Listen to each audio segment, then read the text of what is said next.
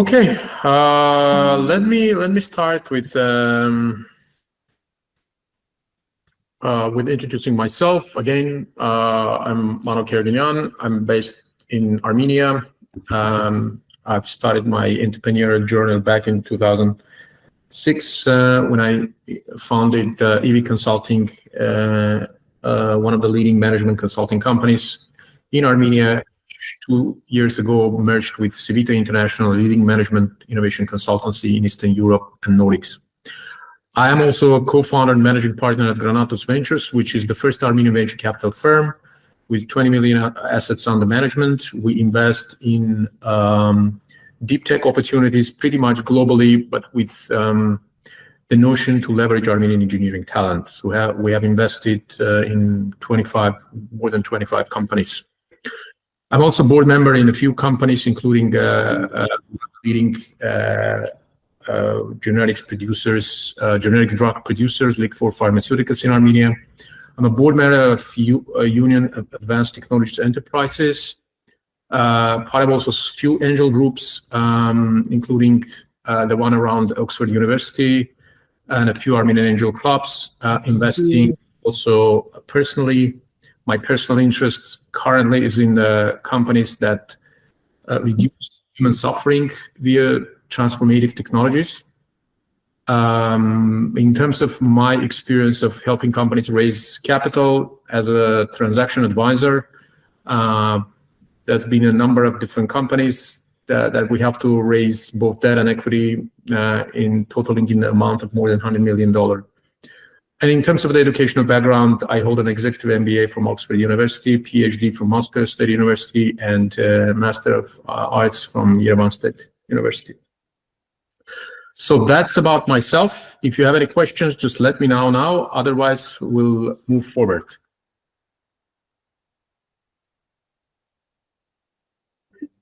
Okay. So our current agenda today is the following. We'll go through the introduction to private funding, then we'll discuss some funding options, then specifically financing tools that are very specific to bio-rural area. Then we'll discuss about investment process, company, just touch a little bit of the company valuation, and then if time permits, we'll do the case study. Otherwise, I'll leave it with you to think about the questions I will pose to you. And then we'll share some important resources that you can find interesting while you are searching for investment opportunities. We can do a Q&A session. Let's make sure that we have a short time for that, allocated for that as well. Just let me know when we're approaching the end. Otherwise, I might go beyond that. But let me start with a question to you, if anyone can, so that it doesn't become just one way of broadcasting to you. May I just ask about whether any one of you have had an experience of taking external money to finance your project and your company? If anyone is willing to, jump in and share his experience, very few words. Just tell, was it the debt financing, equity financing, anything that is still important to share with the group?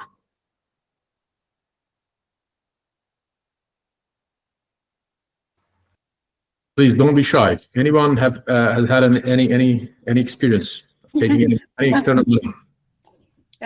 Hello. Can you hear me? Yeah. Yes. Yeah. I'm from a research institute in Italy. This is from the Ministry of Agriculture, and our focus is on cereal and industrial crops. And we need to get funded both from public and private eventually to have programs. And we had some funding on a circular economy from Cariplo Foundation in Lombardy. So that was a program. And okay, that's the experience on private foundation. Generally, we apply to be funded in more from the Ministry of Instruction, Agriculture, University. Okay, that's it. Great. That's been a painful process or enjoyable process? Sorry? It was a painful process or enjoyable process? Oh, I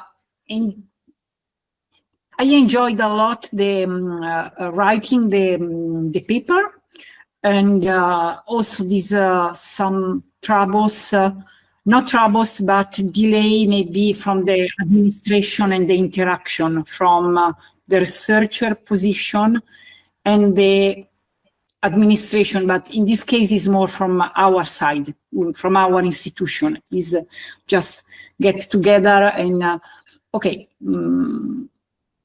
it's still going on, this program, but it was a nice experience, but not very different from general research programs. So to be honest, because that was so it was not such specific interaction with private, but a good experience. Great. By the way, I understand that most of you are from Italy. Is that correct? Yeah. I'm from Bergamo here in Italy, but our institution is all over Italy. It's spread, different sections and departments are spread all over Italy, and we have administration may be located far away from the activity section. Okay. Great. By the way, a lot connects me to Italy these days. My daughter is studying in Italy. Actually, she's doing master's at Padova University. Anyone from Padova? No. Okay. Good. Let's move on then. Okay, let's start with an overview of the equity investment, because we're going to talk a lot about the equity investment today. It's basically the core difference between, there are a number of areas where the decision about to attract equity investment is quite different from most of the business decisions that people make over the course of the running the businesses and organizations, as opposed to the most routine business decisions that take place in regular periodicity. Equity investment decision is sometimes maybe once in a lifetime decision, or probably once in 5 years or 10 years, but it's very rare a decision. So the stakes are very high, as opposed to most of the business decision you make during the routine of the company that have very incremental impact on the businesses. The decision to attract equity investment may shape the course of the business and change the course of the business. And given that you will do these decisions quite infrequently, that you don't need to keep a permanent staff that would be versed in understanding what it takes to do, have some competencies of dealing with equity investors. So typically companies lack the competencies inside that would deal with the equity investments. As opposed also to many important decisions during the over the course of the business, they can be made, which can be made using single important criteria. In this case, you have to apply complex multiple criteria. So in other words, this is much more complex decision making than most of the decisions you will be dealing with when you are dealing with your day-to-day operations.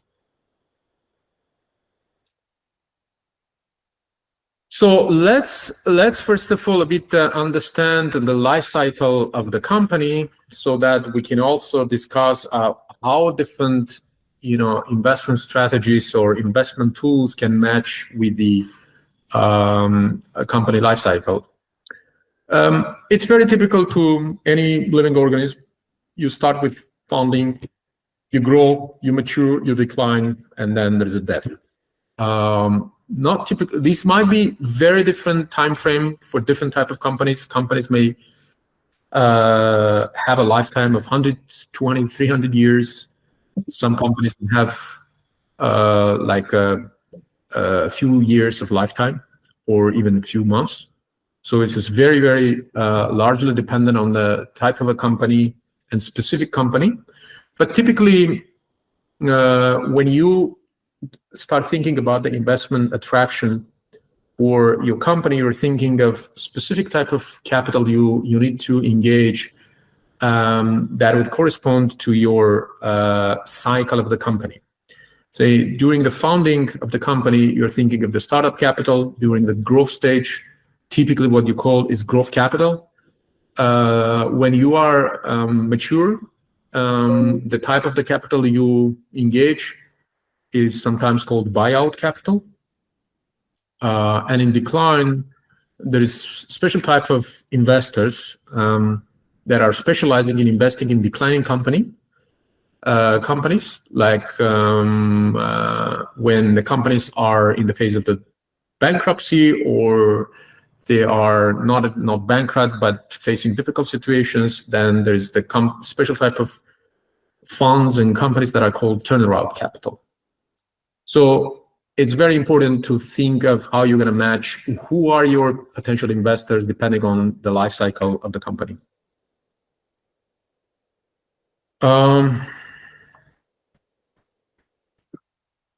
Okay.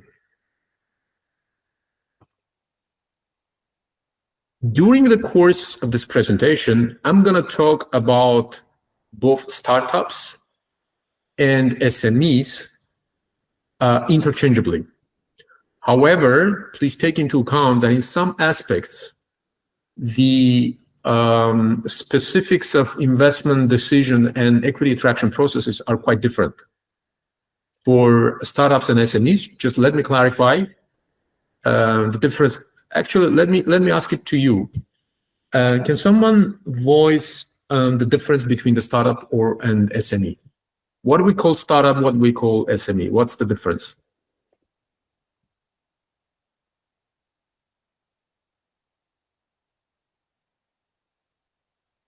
Anyone?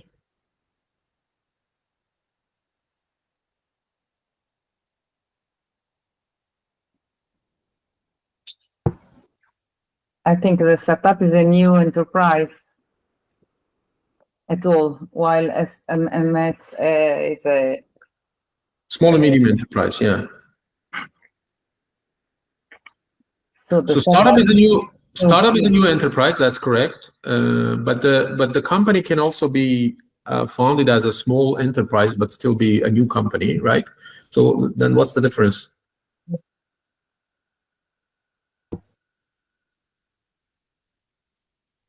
Okay, so typically we call a startup a company that is highly scalable, as opposed to small companies that can grow with maybe some decent growth rates.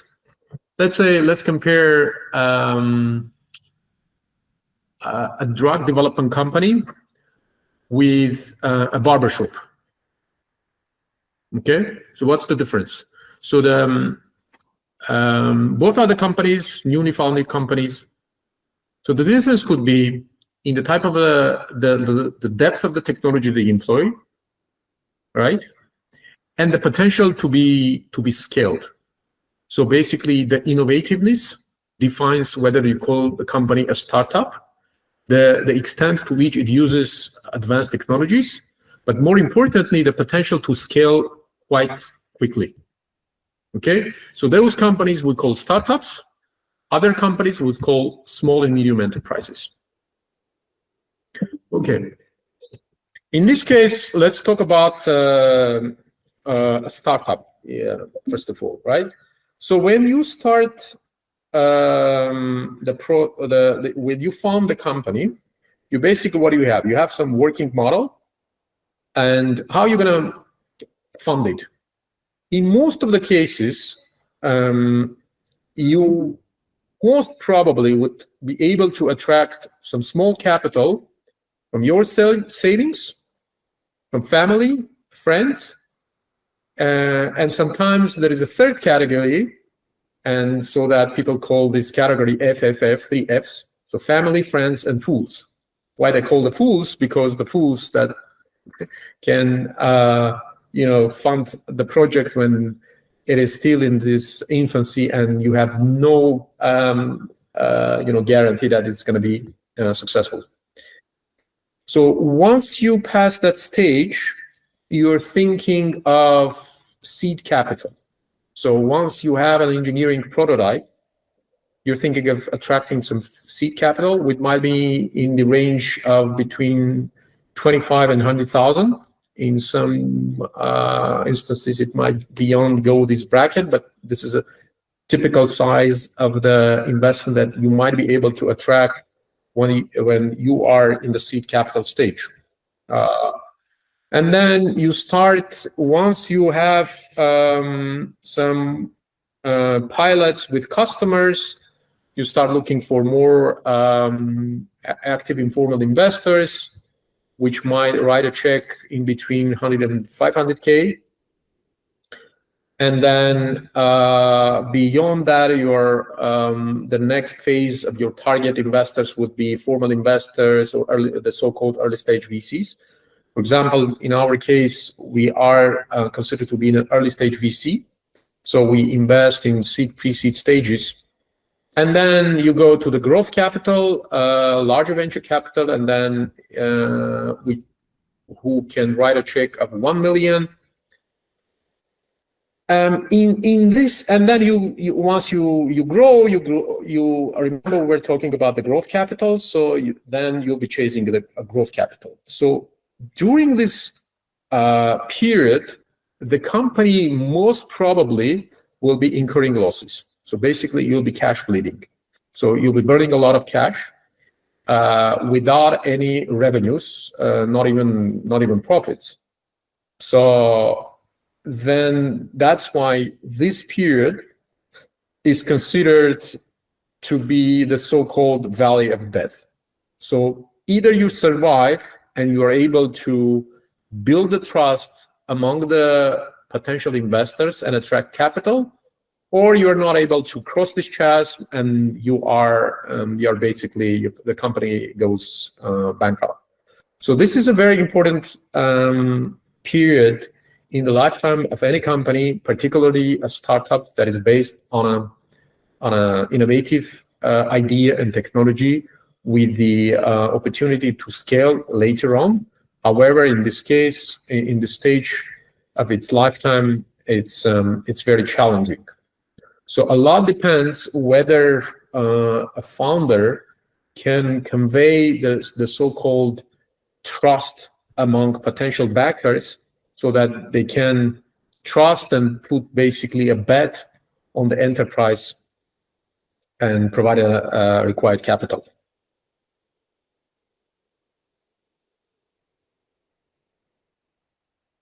So the next one is we're going to talk about, again, beyond the startup phase, where we are out of this so-called valley of death. Typically, a startup would, for a startup, it would take about 1 to 3 years to get some internal funding, angel investment funding, venture capital, then become, in the next 3, 4, 5 years, put the company on the track of the profitability, then growth. In the growth stage, it would be typical to fund the company using bank loans or private equity. We're going to talk a lot about private equity later on. Then, of course, the company may become a public company, which means doing an IPO, which is placing your shares on the public market. IPO is called initial public offering. It's basically when the company shares are traded on the stock market, or sometimes the companies decide to go through the merger and acquisition, basically to either merge with the larger companies or be acquired by larger companies. This is when the investors kind of exit from their investments, or just you continue your journey without being acquired or going public, and you become the so-called dividend company. Why you call them a dividend company? Because the company is profitable at this stage, and it chooses to not to grow aggressively by attracting, external capital, but starting the investors or shareholders starting to reap the benefits and just pay out the dividends from the profits they get.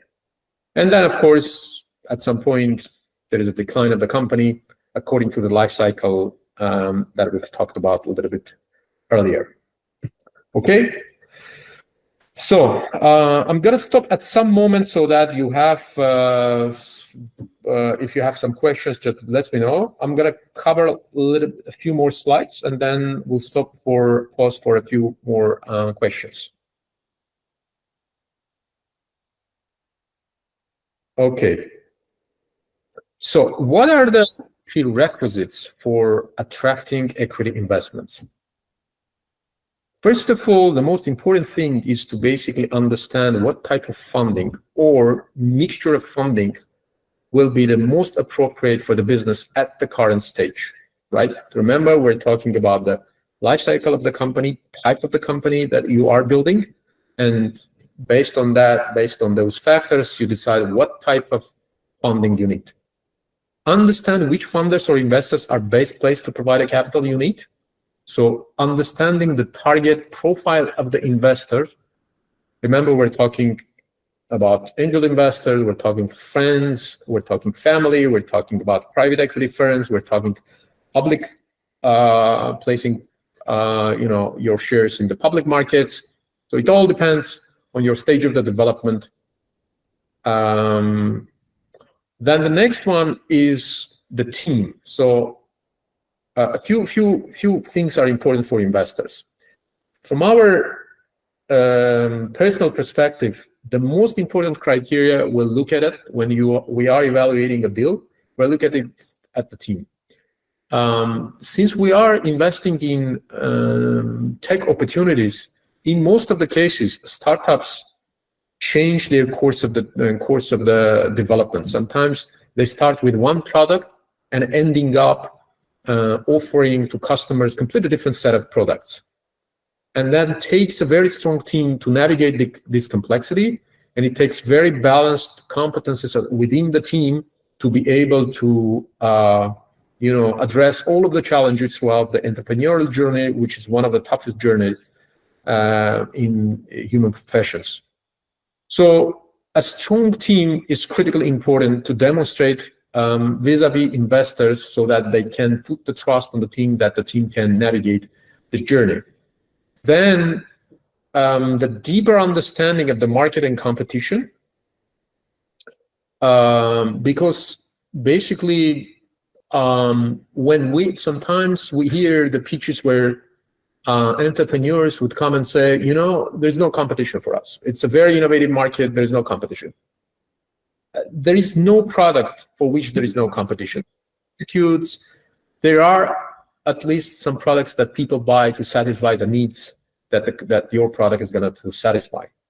So there is always a market. There is always a competition, and deeper understanding of the market and the competitive forces is critical to demonstrate vis-a-vis communication with investors, and of course understanding how you're going to earn money. Basically, the business model answers to the most important question, which is, what is your revenue model? How are you going to earn money? How are you going to earn money for the not only for yourselves but also for investors?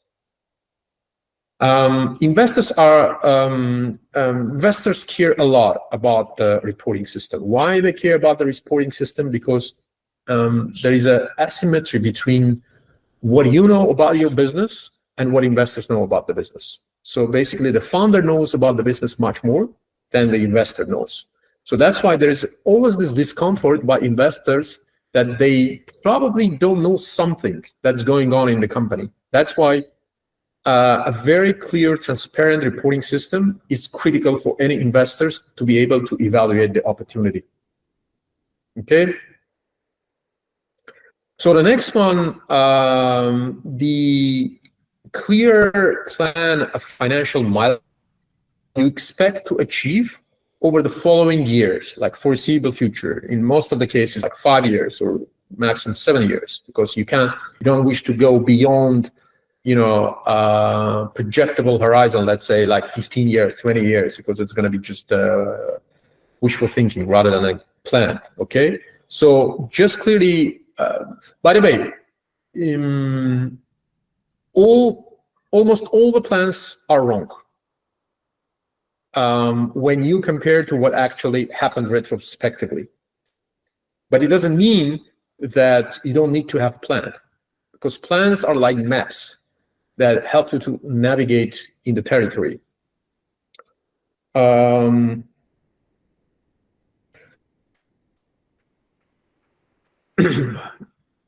the last point, but not the least, is how much are founders of the company ready to, listen to investors, not accept everything, but to listen and be rational and accept and adopt changes that are kind of rationally discussed, logically discussed, maybe at the board level and any institutional setting that the investors may establish with the communication with founders. So it's very critical for the founders to be flexible enough to navigate the changes and listen to the communication that is coming from the investors. So these are the type of the things that the founders or entrepreneurs or anyone who is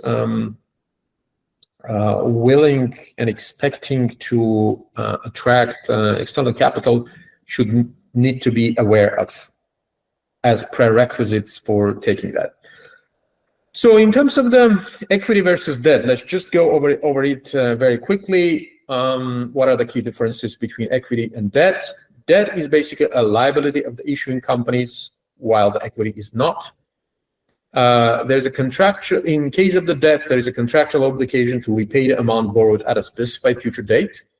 In the case of the equity, there is no such date. There is no specified amount you have to pay, except for the preferred equity, but we're going to talk about that a bit later. Equity shareholders have a claim on the company's assets after all liabilities have been paid. So first, debt holders come, and then equity shareholders in terms of the claim to the assets of the company. So equity shareholders are the least in the queue of the claimants on the company assets. There is no contractual obligation to repay the amount received from shareholders, nor there is contractual obligation to make periodic payments to shareholders. Okay? So shareholders are seeking total return. Total return is basically comprised both of the capital appreciation, basically the price of your shares in the company, and dividend income. So the dividends that have been paid out to the investors throughout the period that investor has been a shareholder in the company. While in case of the debt holders, they're seeking interest income, basically different type of income stream for them. So equity investors expect the company's management to act in their best interest by making operating decisions where that will maximize the market price of their shares, basically the shareholder wealth maximization. Good. I'm going to stop here before I jump into the next section, and let me know if you have any questions and if it's all clear or not, please.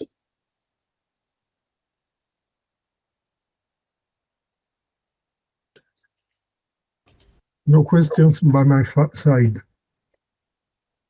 No question from Matteo. Everything is clear. Is this too fast, too slow? It's clear. No, it's okay. No, it's okay. Yeah. Thanks. Yes, it's clear. Okay, great. It's okay. Then let's move forward. So, angel investors. Okay, now we're going to talk about funding options. Let's talk about the angel investment option. So, who is an angel? It's basically an angel is relatively high net worth individual that has some capacity to invest in companies, has some savings and is ready to, risk with his own capital to invest in companies in their very early stage of the development. So basically pre-seed stage, seed stage, early stage, the startups, in the startup world, there's some categorizations of the stage of the funding you're looking at. Typically, you call it pre-seed, and then you call it seed, like seeding, and then early stage.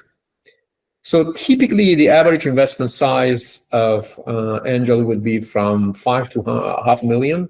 So there are so-called super angels that might invest closer to $500,000 or beyond that, but these are very rare species.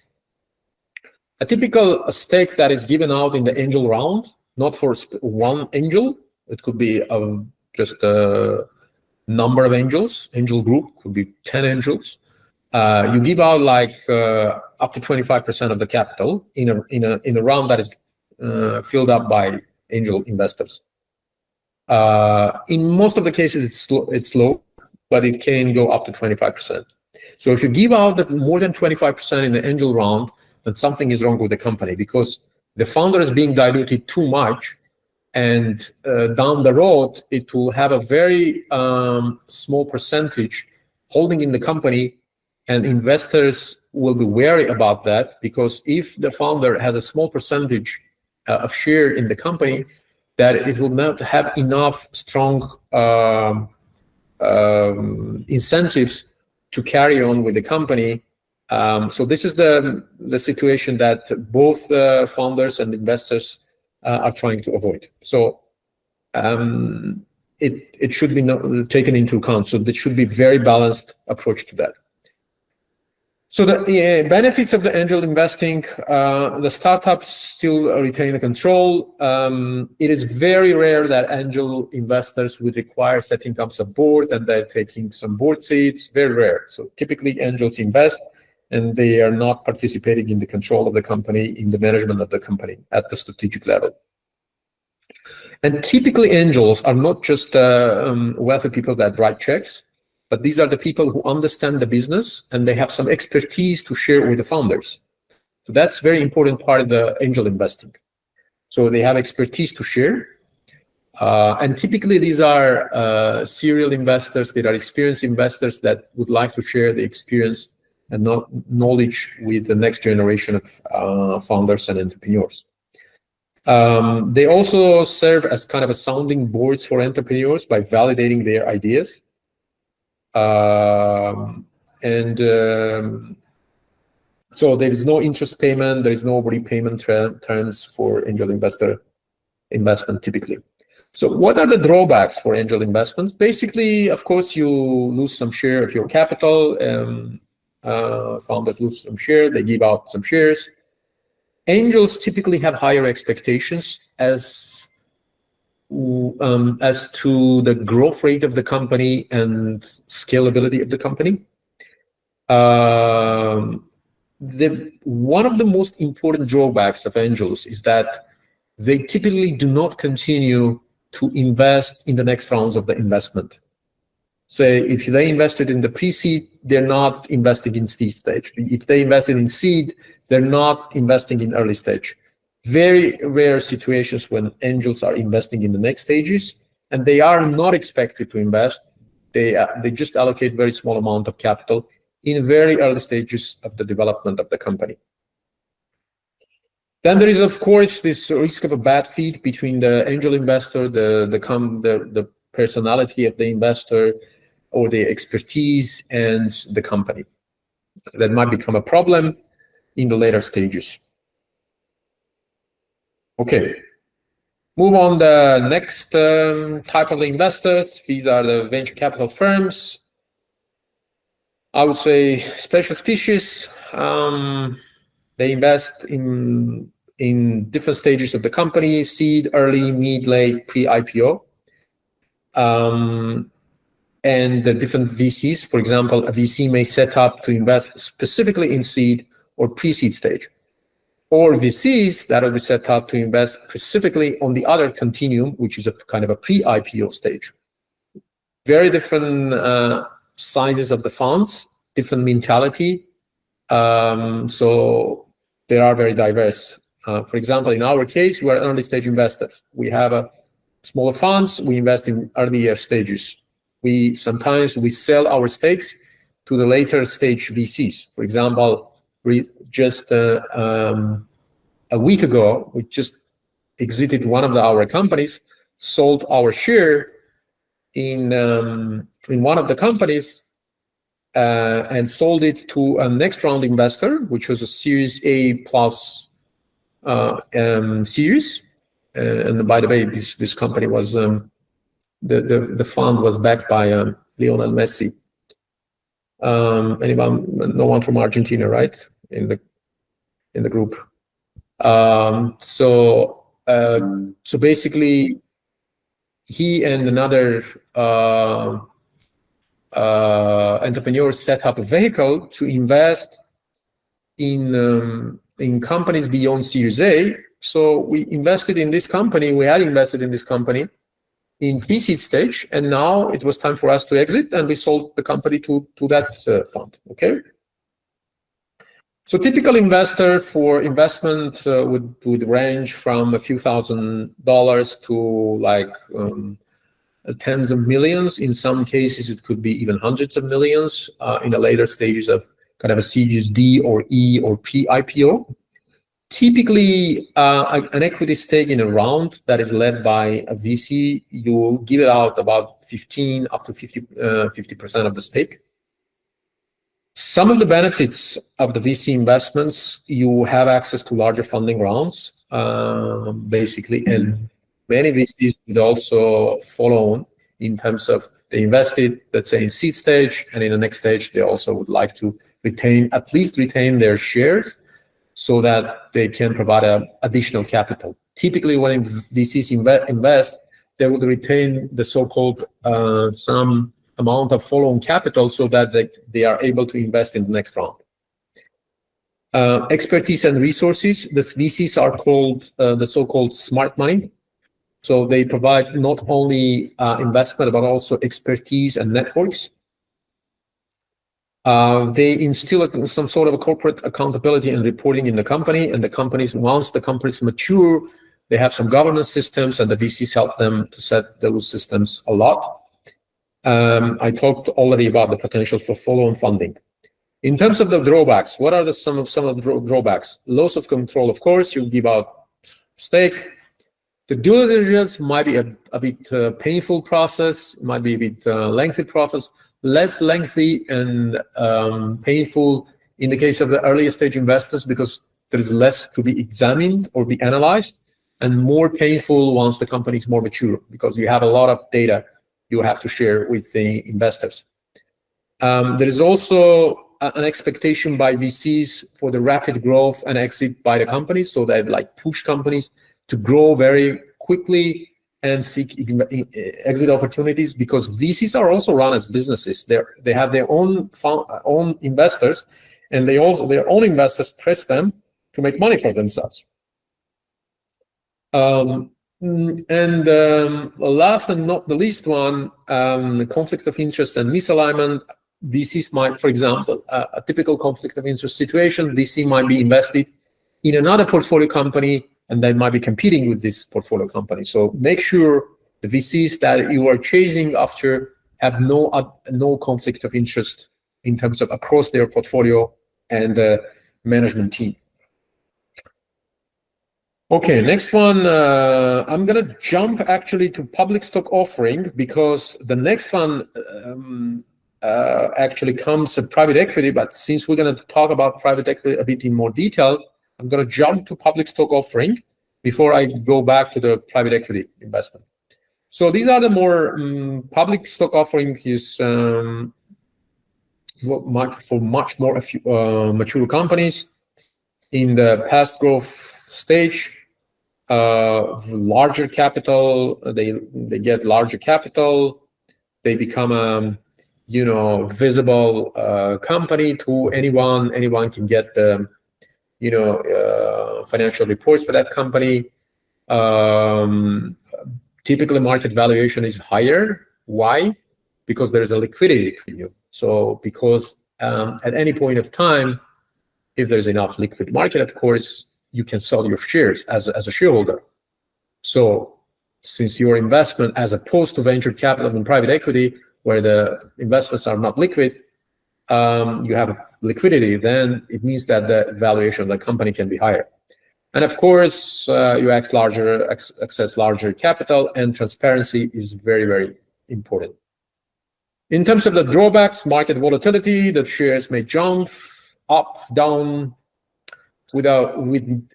driven by factors with zero relation to the performance of the company. Could be macroeconomic factors, could be geopolitical factors, anything that can impact, investor sentiment. Loss of control, of course, complex. It's very complex to do an IPO, and risk of hostile takeovers, which means that someone can come and gradually buy the shares and regain control of the company. There are, of course, rules against that, but that's not something that is of big interest for us. Let's not explore that. Okay, let's go to the next class of the investments. These are the quasi-equity financial instruments. Why we call them quasi-equity? Because they combine the features of both debt and equity. And if often they're used in situations where traditional debt financing may not be readily available or suitable. Or it's not also suitable in terms of the equity financing, or the founder is not willing to give out some stake. So there are a number of instruments like subordinated loans, pre-participative loans, royalty-based financing, convertible loans, preferred stock, venture debt. We're not going to cover everything here, but I'm going to talk about a few of them. Royalty-based financing. Why I'm talking about this? Because sometimes it's very much applied to agricultural companies and the companies that are kind of not startups, but quite fast-growing small companies. A royalty-based financing might be an interesting option. It's basically a loan, but the repayments are tied to the borrower's future revenues. It's not based on the concrete dates of repayment, as in the case of the standard loans, but it basically could be some share, let's say 4% of your top line revenues. You have to pay each year until you repay the loan, and plus some return. Okay, so different type of companies may use it.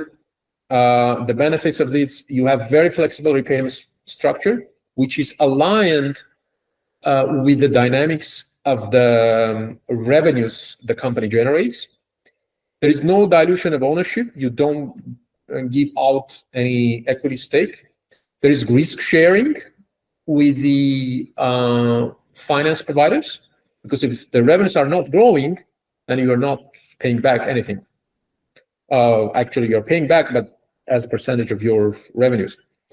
And of course, there is alignment of interest because your repayment is aligned. Repayment schedule is aligned with your growth dynamics. Drawbacks: high cost of capital. Typically, the financial institutions that provide royalty-based financing, they target higher interest income rather than the typical banks or debt providers. You have the obligation to be transparent, to share your revenues, and it might impact actually your future financing prospects.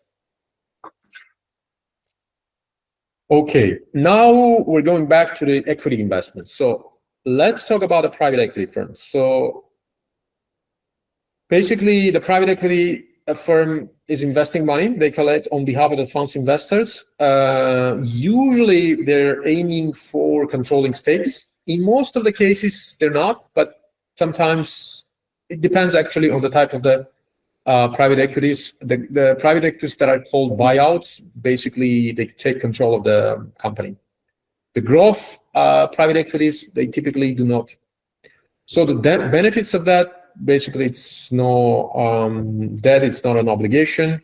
They bring in expertise and resources. Again, private equity guys are very experienced as well. It's a long-term growth kind of driver. And these guys also have they're very deep pocketed and they have a potential for follow-on investment. Drawbacks, again, you give out stake. It's more costly. There's complex procedures in terms of the due diligence. Again, conflict of interest might be the case as well. Okay, we talked about it. Let's skip this one. Okay, let's talk a little bit about the types of the equity securities that the funds may use.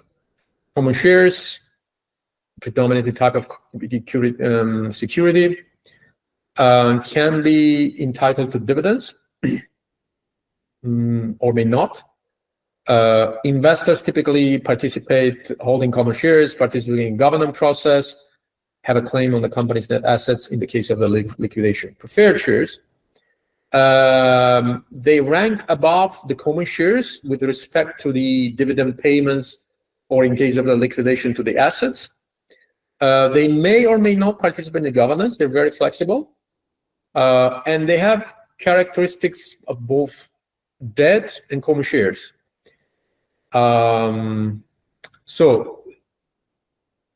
Preferred shares are more flexible type of the shares. Typically, venture investors invest with preferred shares because they ask for asymmetrical rights as opposed to the common shareholders.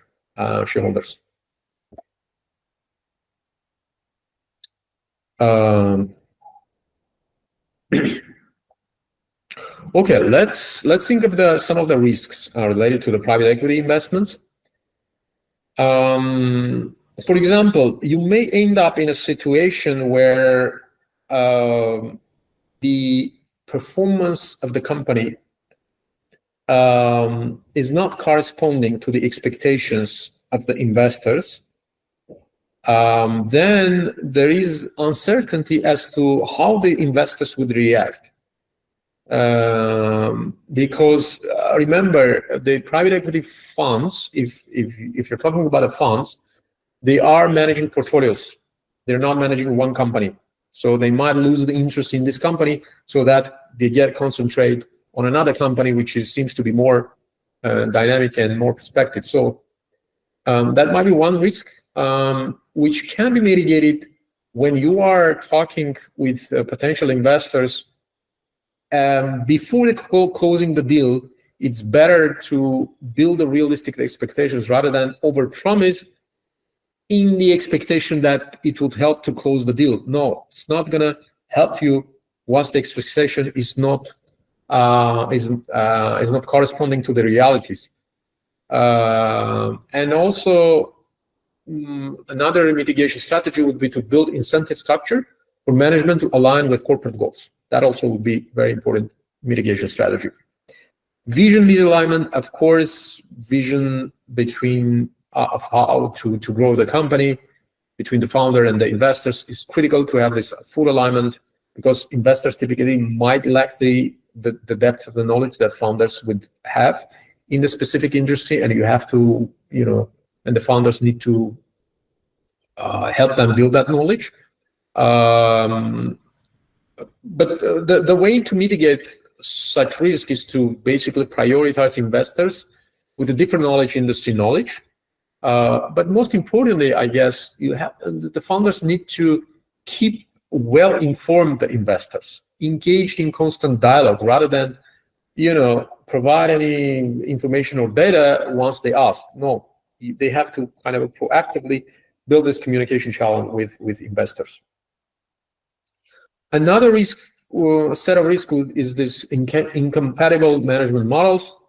When the company is difficult to adapt to management model required by investors, for example, setting up some corporate governance, boards, reporting systems, etc. The entrepreneurial founders may find it very burdensome.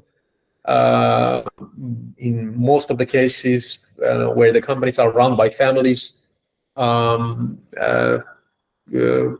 founders, feel very uncomfortable with the changes that the investors bring them.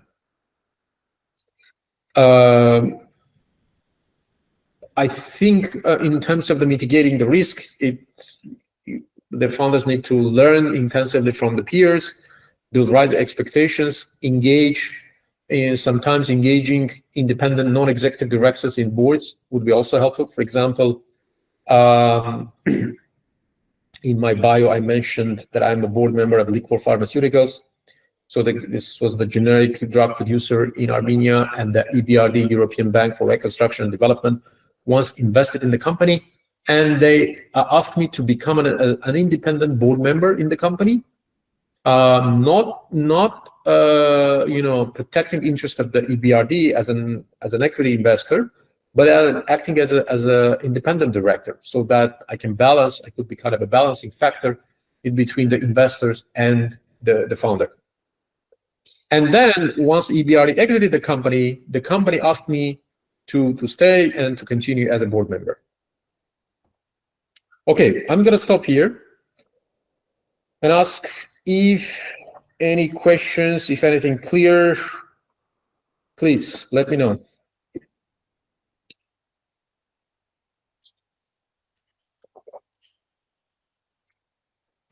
It's okay for me. Thank you. Anyone else? Any questions? For me, yes, also it's okay. Thank you. Okay. Good. It's okay Let's for me. go. Thank you. Sorry? It's okay for me. Thank you. Good. Okay, let's move on then. Let's go for kind of a rural financing, specific financing tools. This Marian told me that this is going to be mostly for the entrepreneurs in this field. I want to cover this as well.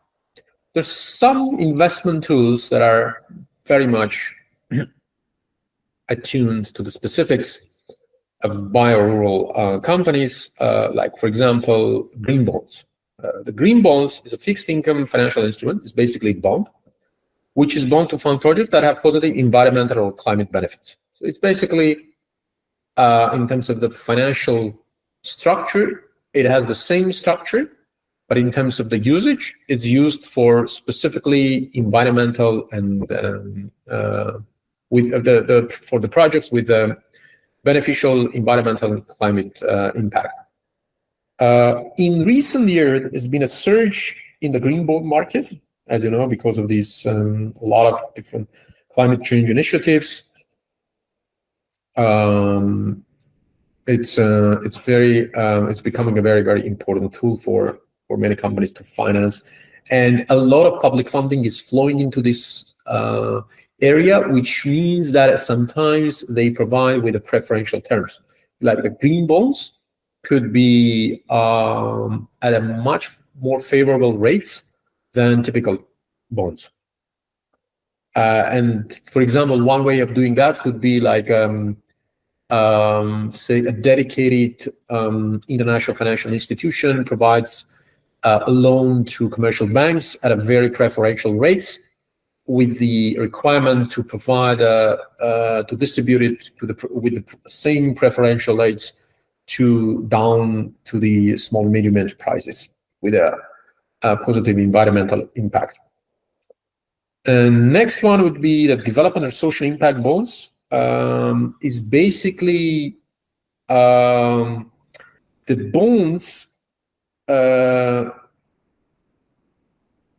that are based on so-called pay-for-success model, where investors provide capital to implement social program or project, and the repayment of the investment is dependent on the achievement of the previously defined social outcome. Let's say you will be paid out if you achieve specific milestones or specific outcomes that are, so in most of the cases, these are some sort of a social outcomes.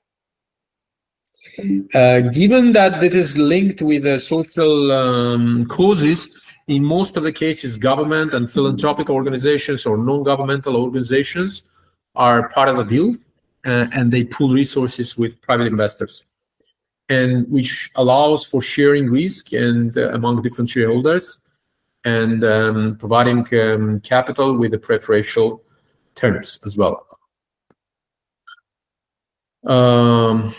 The next aspect, actually, for that is specific of biorural enterprises is basically the type of the investors they may think of attracting, the so-called impact investors. So impact investors, those are individuals or organizations that are expecting to generate positive social or environmental impact without actually compromising their financial returns.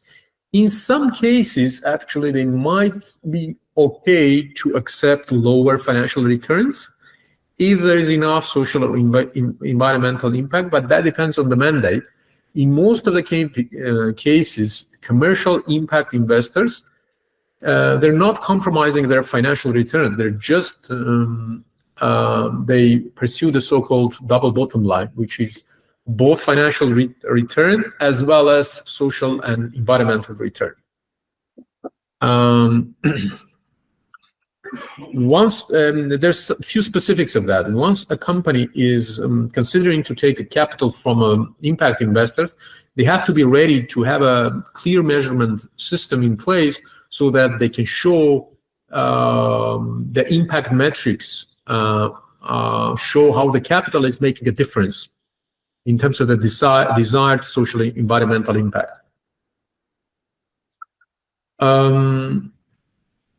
So in terms of the benefits, this might be kind of a mission alignment and prioritizing environmental, social aspects, long-term orientation. In most of the cases, impact investors are long-term investors, the so-called providers of more patient capital. Collaboration and engagement, in many cases, they are strategic players and they provide strategic guidance, technical assistance, access to networks, resources to maximize the impact and scale solutions. And they might be, ready to accept, high risk. Okay. A few other types of the financing tools for like conservation finance funds. These are basically specifically aimed at preserving biodiversity, habitat, and sustainable resource management. Again, companies may access this funding if they are operating in the specific industries. Again, this is a long-term funding with patient capital, expertise, technical assistance, same features that we talked about a bit earlier.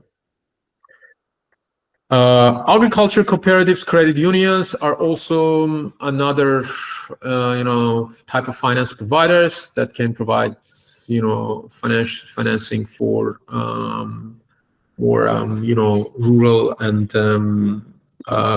development rural communities and agricultural businesses. Okay, let me stop here before we jump into the investment process, because I guess I hardly will be able to share all of the slides with you today, given the time constraints we have. So, but I want to stop here and again ask if any questions so far.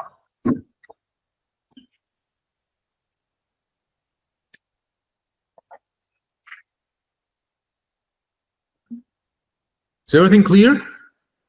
No question? Anything useful? Useless?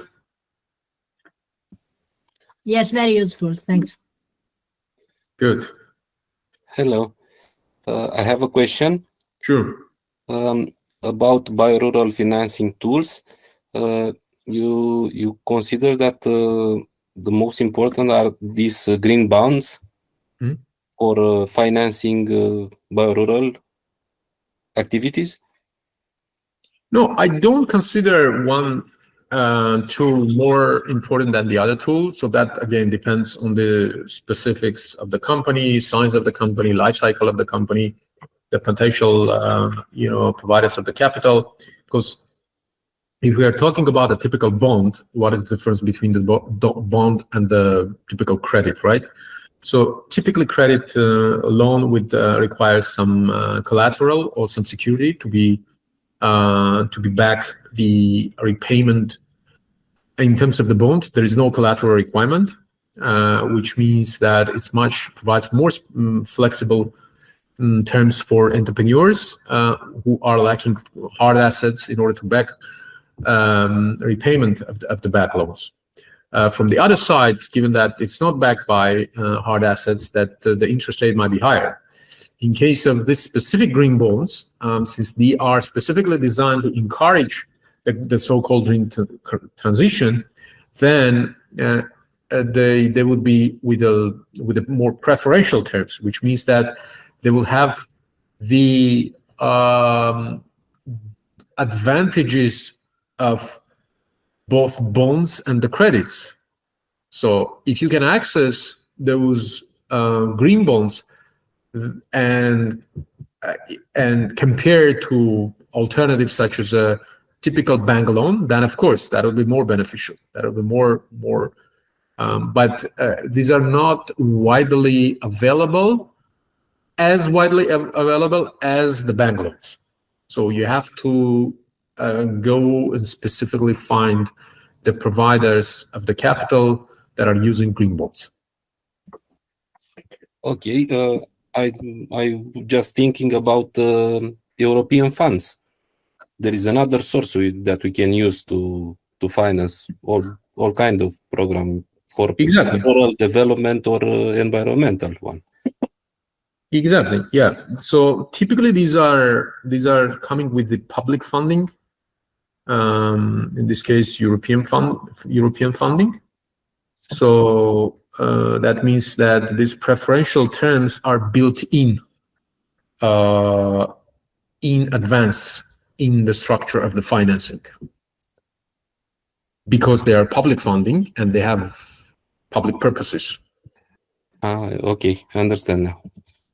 Thank you. Good. So let's move on. So the next one would be about investment process. So what the typical investment process would look like.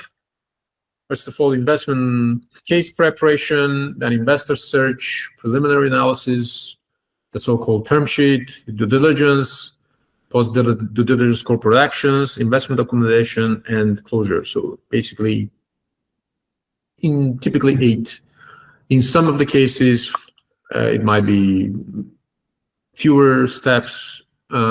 This is just a bit more comprehensive. So let's say if you are taking a capital from a private equity, most probably you'll go through all of these stages. If you're taking from family and friends, of course, you're not following all of the stages. But let's think of them each stage separately. So investment case preparation, which basically when this is the case when the company stage when the company is getting prepared to start talking to investors. Of course, you start with a vision. What are you gonna what kind of company you're building? What's your vision for the company? Choice of the markets, products. What are some of the portfolio of initiatives that you are expecting to implement in order to reach the vision? Of course, this is typical business plan or the vision. Then the investment in the jargon of investment or investment banking, typically these are called investment proposal, information memo, or investor deck. Different, for example, in the realm of venture capital, in our realm, typically startups come up with the so-called deck. In the more mature private equity guys, they would call it information memo or investment proposal. But that's not important. The most important thing is that what you have to include in these documents, it should basically cover your business description, your strategic plan, market study, marketing strategy, operational plan, financial plan, profitability analysis, and most important, team. Again, people sometimes don't pay enough attention to presenting the team. Sometimes, for example, we get the presentation where you have, here's the team, like, and you have only the names of the people. So what does that tell to me? You have to include the bios of the people and also show why they are well posed to run this company successfully. Investor search. Then you start the process of searching for the most suitable for you type of the investors. Would be family, would be angel investors, would be strategic investors, could be some company from your business, from your industry, could be private equity funds, could be, here in this case, we're talking about the equity investment. You might also, founders might also consider hiring advisors who are experienced in all of these processes, and have access to investors so that they can, guide them through the process, but also, introduce to some investors. However, take into account that investors prefer to talk to founders directly rather than mediate it through some consultants. Because at the end of the day, they're going to do business with the founders, and the consultants will be out when the process is over, right? Typically, consultants charge the so-called retainer, which is a fixed fee plus some success fee from the funds they help to raise. So what is the best channel? Actually, the best channel to reach out investor is the so-called warm interest and referrals. It's when someone knows the investor very well, they know you, and they do the intro. We, as an investor, receive a lot of emails. I receive a lot of kind of emails. I don't know these people. I delete all of these emails. I don't look at those emails. So that's the nature of the investors. Maybe I may miss a good opportunity. I know, but I also, the cost is very high. In order to go look at anything that comes to your email inbox, that will be very, very costly, time-consuming process. That's why referrals are very important. They just make sure that you pay attention to that opportunity. And it's very the so-called human-centered process, and the referrals, recommendations, who is talking to who is very critical. Okay. Then there is this, once you reach out and you have an early conversation with investors, there is this preliminary analysis by the investment. So I want to share you a few important tips that would help to save a lot of time and cost later in the process. First of all, it would be very, very important to focus on the so-called early deal breaker factors. Like, for example, the potential investor has some limitations in investing in say more than, I don't know, the capital you are seeking.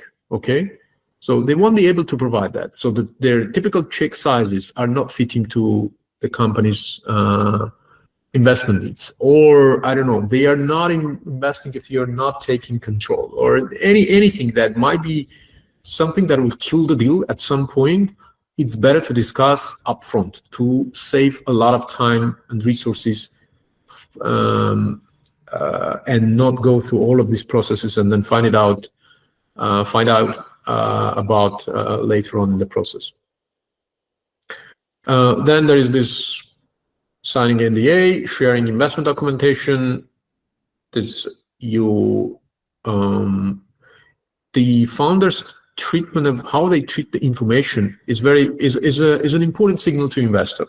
Like if you're treating the information with not enough, caution that it's a signal that there's some problem in the management. But if you are too secretive, then you're killing the deal. So that's why you need to find the balance here. And remember, this is the mutual learning process. When the investors study the business, they learn about the management and the shareholders, and vice versa, the shareholders and the management are learning about the investors. So this is a mutual learning process. The next one is the signing the so-called term sheet. Term sheet is basically outlines the key terms of an investment. It's not a binding document.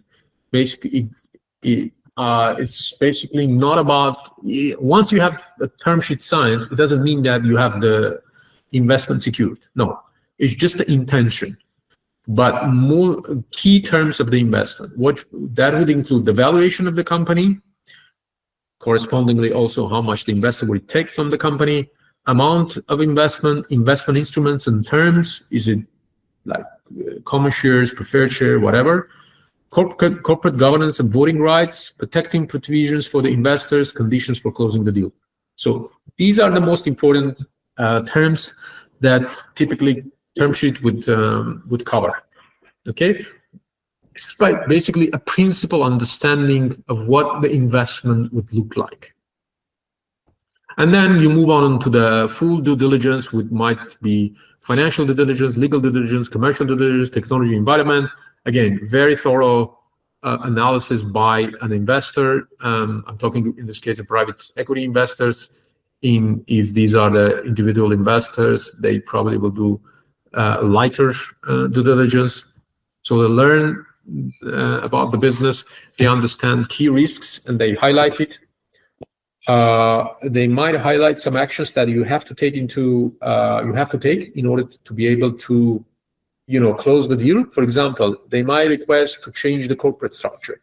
They might request to make changes in the shareholder structure. Might request, to reduce the environmental impact, etc. You do those and you come back. And then investment documentation.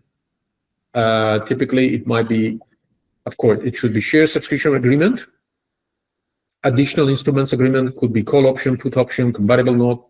Then shareholder agreement is basically major key terms agreed between the shareholders. Articles of association could be also side letters.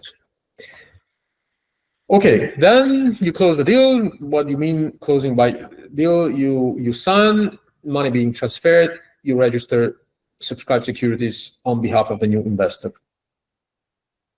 So we stop here. Again, any questions?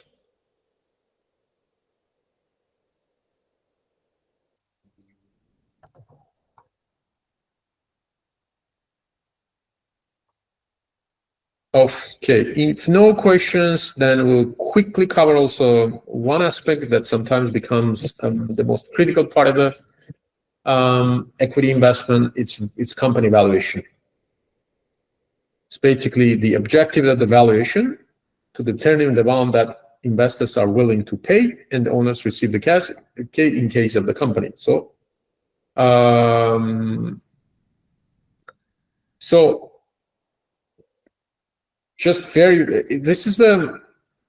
in many cases, this is a very complicated exercise to establish the company value. Consulting companies make a lot of money by doing company valuations. But just in very, very simple terms, company valuation is basically the sum of your value of the equity and the value of the debt. Okay, so the company, let's say the company has assets, the company has some value. So the claim towards that value is distributed between the debt holders and the equity holders. Okay, again, think of the more simplistic way. If the company is dissolved, there's some assets to be distributed, right? First, you distribute it to debt holders, and then what is remaining to equity holders. And basically, this part, the left part, is what value you have, and the right part, who has the claim towards that value. Okay? So some of the complexities that are ingrained in the valuation process. Can it be totally objective? Of course not. There's lots of subjective moments here. How complicated should the calculations be? Like, if you have a small business, probably you don't need to do the very complex calculations. If you have a more mature, a large, sophisticated business, then of course calculations can be much more sophisticated. And here I want to highlight some of the say misconceptions that are reflected in the communication of the shareholders of the companies about the valuation of the company. Sometimes we hear the following expressions like, I have invested 10 years of life and hard work in this company, so this company is worth much more than you are thinking. So much money has already been invested. What about the brand value? People like my product, the brand value should be separate. Or this organization has a great history. We're going to enter the European market and everything is going to change. So all of these statements actually are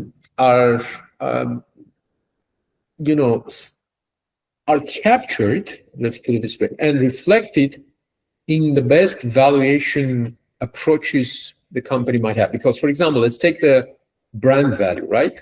So again, what is the brand value? The value of the brand is defined by the cash and the profits it may generate for the owner of the company. At the end of the day, the value of the company is defined by how much profit it can generate for the shareholder, right? And all of these aspects are being reflected in that profit generating capacity of the company. And the best valuation models actually reflect all of those.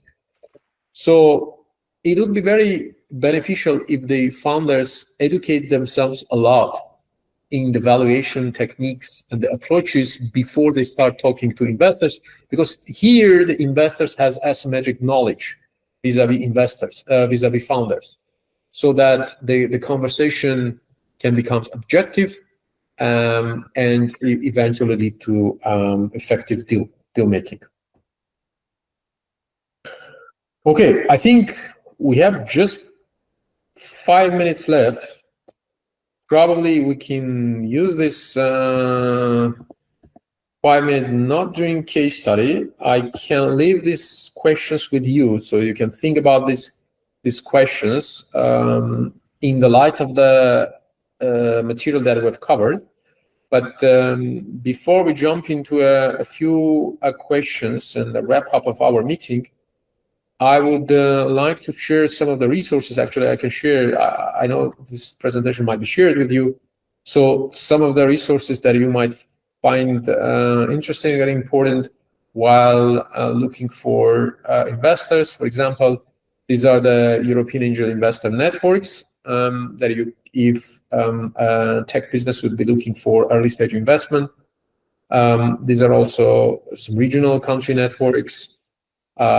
These are some of the venture capital firms. There's lots of venture capital firms. Some of the most important ones, the most famous ones are shared here. Some private equity firms, very famous ones. You might look through this. Okay. Good. I'm gonna stop here, and I can even stop presenting actually. And we have 4 minutes. We can do a quick Q&A if you'd like.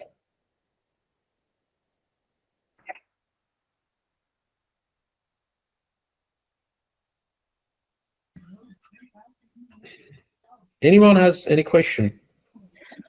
Hello, my name is Elena Camelia Mushat. I am from Faculty of Silviculture and Forest Engineering, Transylvania University of Brașov, Romania. I want to thank you very much for the interesting and comprehensive presentation. I find out a lot about investments, and I know how important is the environment and the role of the environment in the human well-being. So I want to know if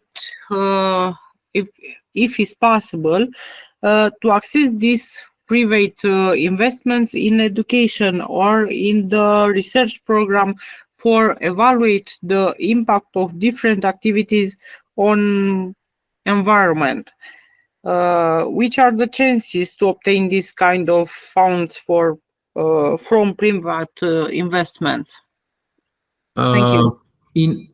In education or in education in environment? Sorry, I was a bit not. In education or in research program for education related to environment. I see.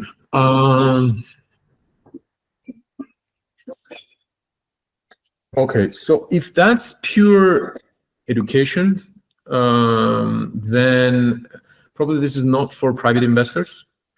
Okay. But if that's about an education and research that may lead to some commercial intellectual, may at some point commercialize, then a lot of private investors would be interested in that as well. Typically, they're kind of a seed funds and private, even venture capital funds. They invest in a very earlier stages in when there is still education and research ongoing on, but with the view they will have early access to the outcome of the research, which might be an intellectual property that might be commercializable. So if there is any intellectual property that is engaged in that might be commercializable, then there might be an interest by the private investors. If there is none, hardly this is the case for private investors, unless it is kind of a dedicated corporate social responsibility funding from private companies to support kind of environmental causes or any public education or public research. So which is going to be in the form of the grant money rather than the equity investments. Okay, thank you very much.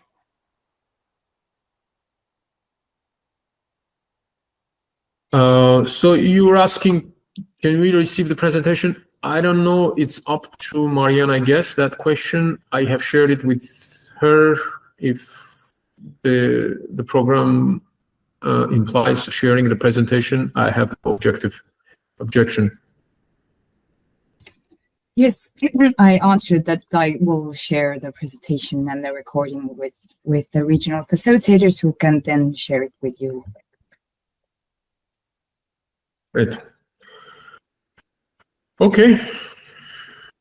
So, shall we wrap up?